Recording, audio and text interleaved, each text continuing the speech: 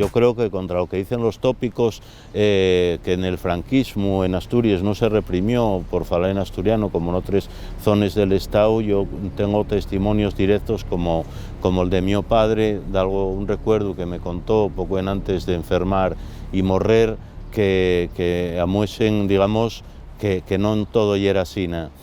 Mi padre contame que en los años, en acabando la guerra con la ocupación de Les Cuenques y de Asturias por las tropes de Franco, a poco después reanudáronse las clases interrumpidas por la contienda, y el maestro que ellos llegó el primer día presentóse en clase con estas palabras: sé que aquí, además de ser todos unos rojillos, no sabéis hablar español. Yo vengo de Guipúzcoa, de desasnar vasquitos, y no me va a temblar la mano con vosotros. Eso fue un testimonio que mi padre me contó solo muchos años después de sucedióse esas cosas, y después también me contado episodios más crudos de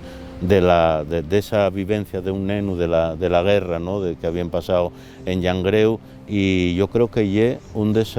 una muestra de que hay mucha historia oculta per contar respective a la represión del asturiano en ese tiempo.